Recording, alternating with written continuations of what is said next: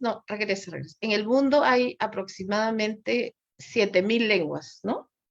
Y más de la mitad de esas lenguas están en inmenso peligro, más o menos 3.780. Eh, Algunos lingüistas, miren, yo no soy una persona que pueda decir, ay, la lengua se acaba. No, yo creo que eso es de muchas maneras negarle el poder que tienen las comunidades de hablantes para la defensa de sus lenguas, ¿no?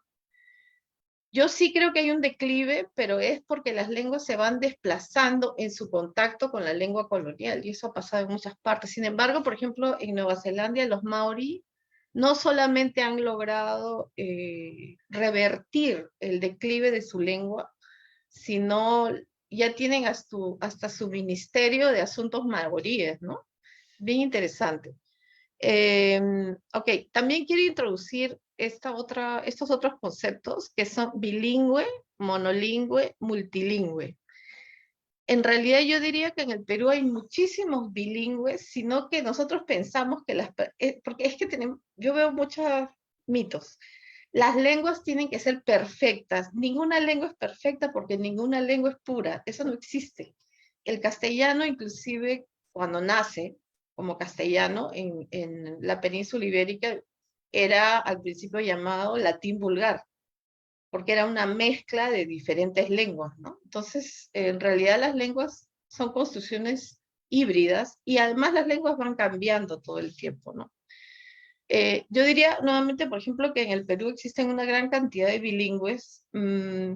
Hay personas, por ejemplo, en el caso del quechua, como en mi casa, ¿no? Yo entiendo bastante. Mi madre era gallina quechua hablante y yo crecí de pequeñita escuchando mucho el quechua ancashino en la casa, todo el vocabulario de la comida. O sea, hay cosas que yo las entiendo, pero no lo puedo hablar, porque la lengua, y es otra cosa que siempre digo que yo pertenezco un poco, como muchos peruanos, a la generación del despojo, ¿no? La lengua llega hasta mi madre, pero ya no pasa a mí, ¿no?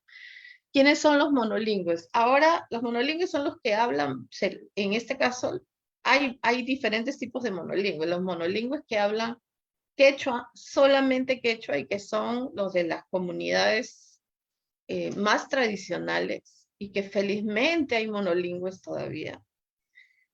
La mayoría no ha sido tocado por la escuela, porque la escuela, como saben, en el Perú ha sido pues un proceso terrible de castellanización, ¿no? ¿Y por qué quería tocar de la terminología de monolingüe? Porque en el último documento que también les envié, que ha escrito, es una propuesta de ley que acaba de, la semana pasada, presentar el congresista Guido Bellido. Él en esa propuesta anuncia directamente que ya no van a existir monolingües. No van a existir monolingües, que por lo general son trivocálicos, entonces ya lo trivocálico se va a terminar de ir y solamente van a quedar pentavocálicos, porque originalmente el quechua o el quichua tenía 3 vocales, y en el contacto, eso es lo que se llama las lenguas en contacto, pues las 2 vocales del castellano han ingresado, y todo lo que es la pronunciación es muy importante. Entonces, por eso pongo esto. Es muy importante reconocer a los monolingües, y reconocer a monolingües no solamente de la zona, obviamente, de las lenguas andinas, sino de las lenguas amazónicas, ¿no? Y cómo son ciudadanos peruanos a los cuales realmente no gozan de muchos de los derechos que tienen la ciudadanía peruana, ¿no? Y al final los multilingües, que eso veo mucho en la Amazonía. A veces nosotros, y eso he conversado bastante, por ejemplo, con colegas aguajún, con el hijo de Santiago Manuín, que me dicen que a veces no comprenden que en realidad ellos hablan, por ejemplo, nomatziguenga, pero también entienden aguajún, pero también entienden shipibo. O sea, creo que a veces pensamos que las personas tienen que ser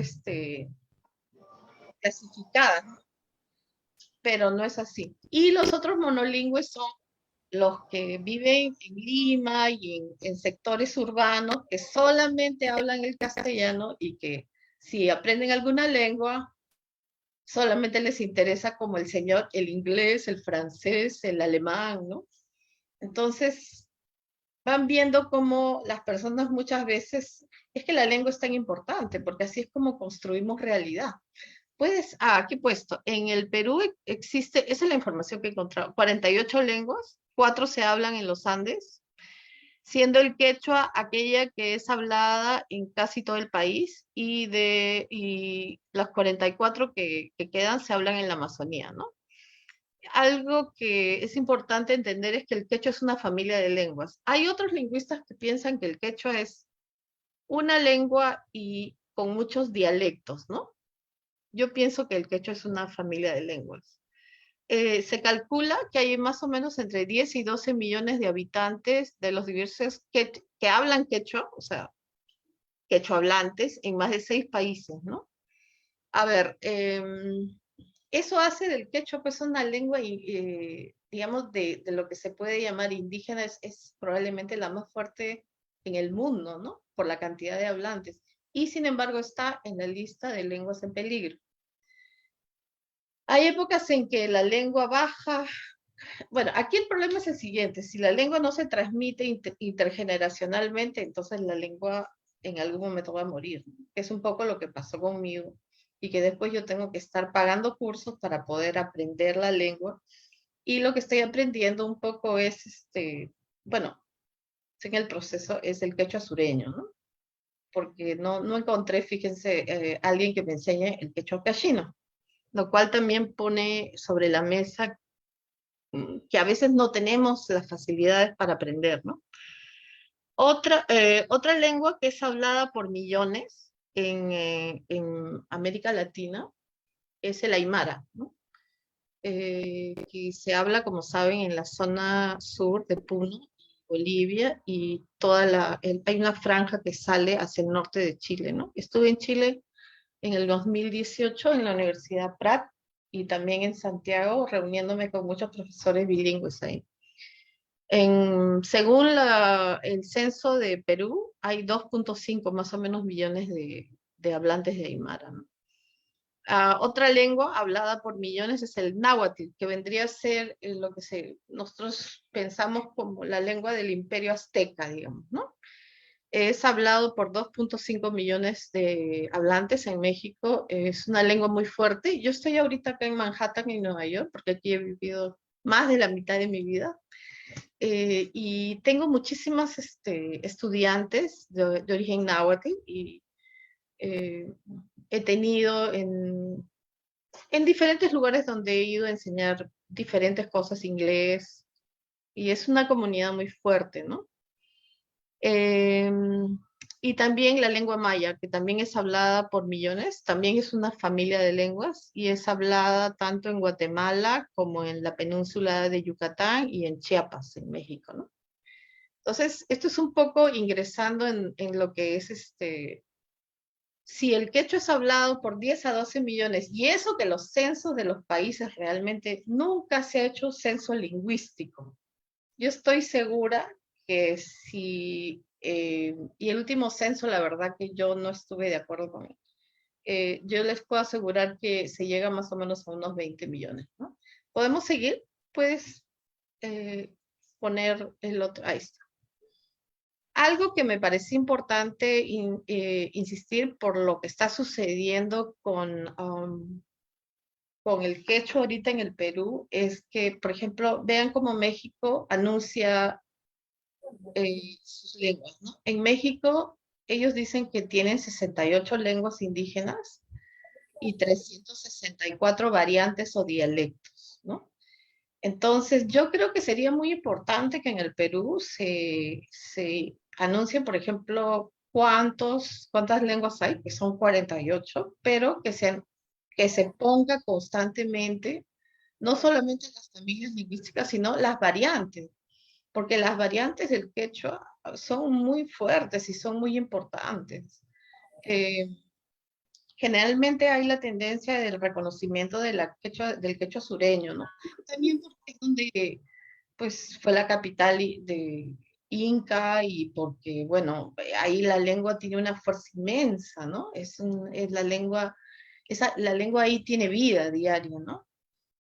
Tanto en la zona de, obviamente, Cusco, como en las zonas de, sobre todo Apurímac y Ayacucho. Pero hay otros quechuas preciosos, como el quechua de Incahuasi. Eh, Tengo un estudiante de San Marcos, Edwin, que ha publicado ahorita hace poco su libro, es poeta en quechua de Incahuasi. Hay una gran cantidad de poetas en el quechua de la zona del Alto Piura. Ahorita he estado viendo que hoy han tenido, por ejemplo, una presentación, la Academia de la Lengua Quechua de la zona de Cajamarca, y también contar con el quechua de lamas, los lamistas, y con los quechuas que se hablan, ay, por favor, en la zona de Cerro de Pasco. Ahí han hecho Agapito Robles. O sea, el quechua y eso se llama el quechua central, ¿no?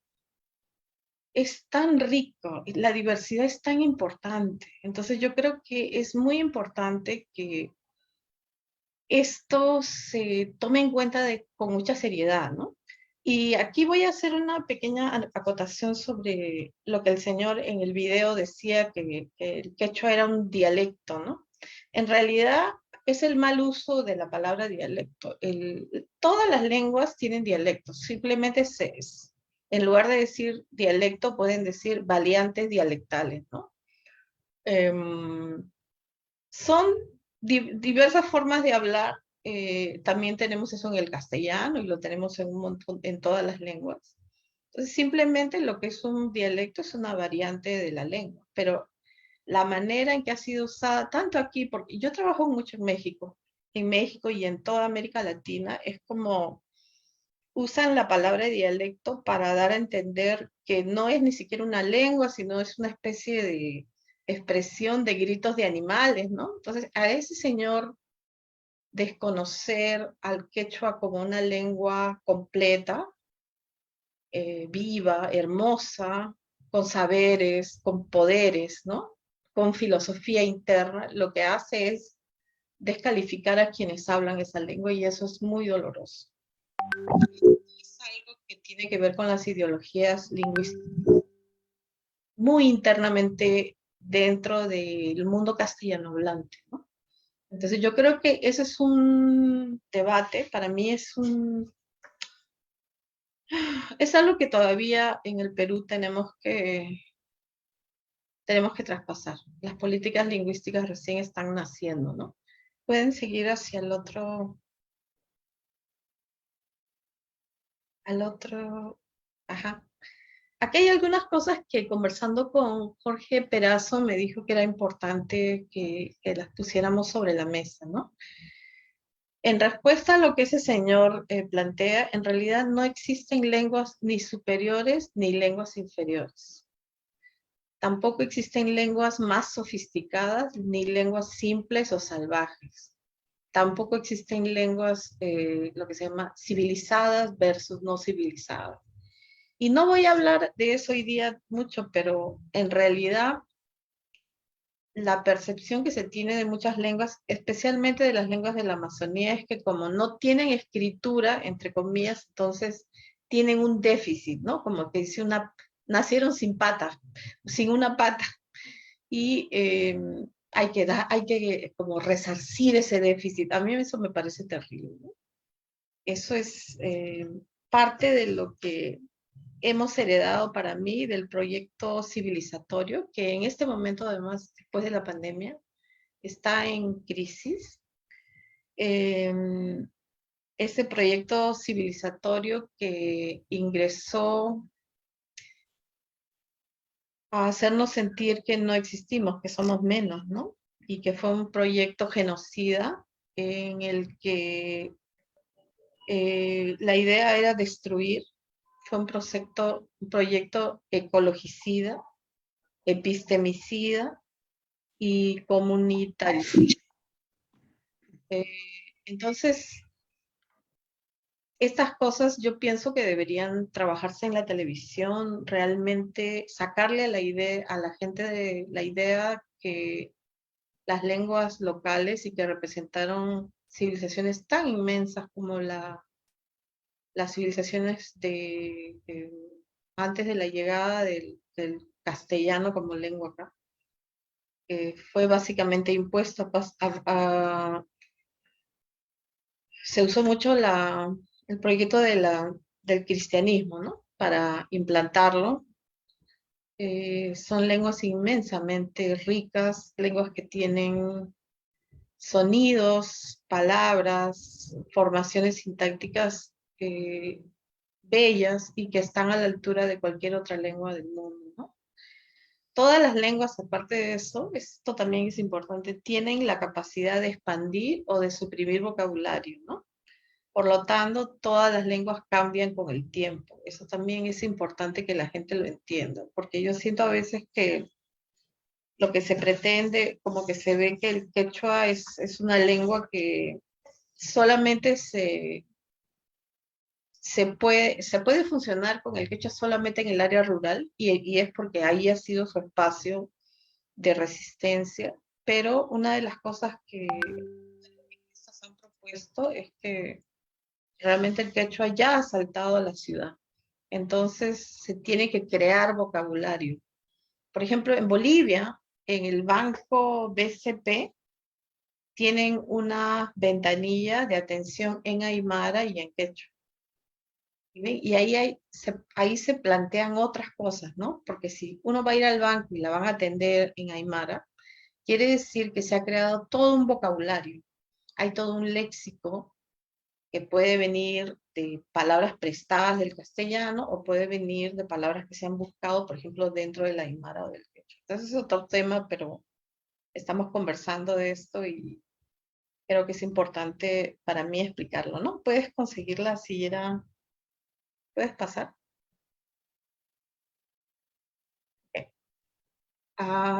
Una lengua no es solo un código de comunicación, es también una manera de conocer y categorizar la realidad. Es también una manera de aprender, ¿no? O categorizar conocimientos sobre la naturaleza, las relaciones sociales, y la lengua ayuda hasta procesar las emociones, ¿no?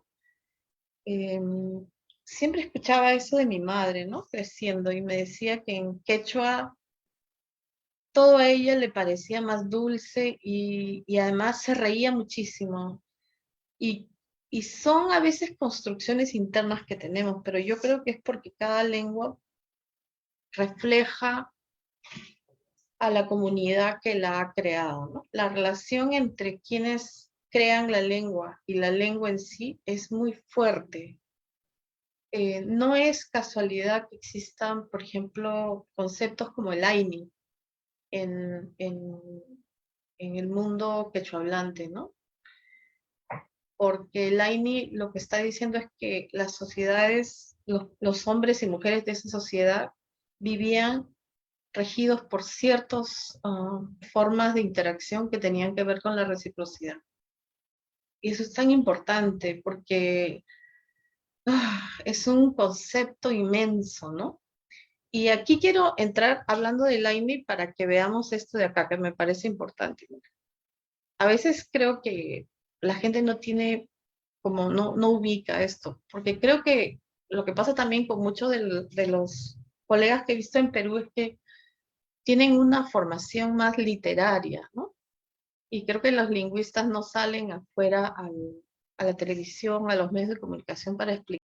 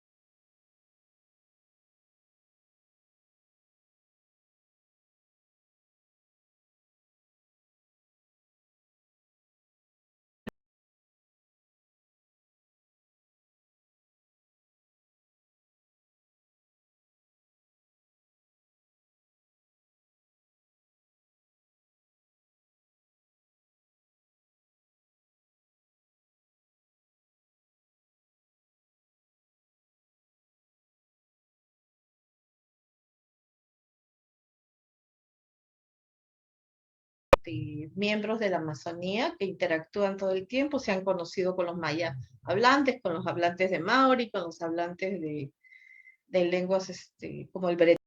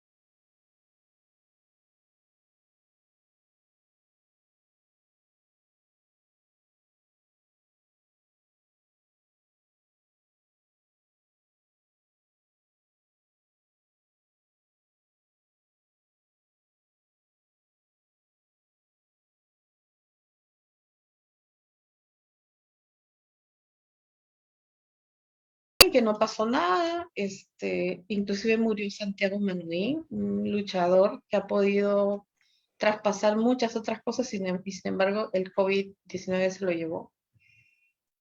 Y muchos de ellos me enviaban, como nada salía en la televisión, me enviaban videos. Entonces aquí están algunas de las cosas que pude editar y ahí me voy a despedir. Tenemos una inmensa deuda con la Amazonía y es una herida que hasta ahora yo no sé si se puede curar. A ver.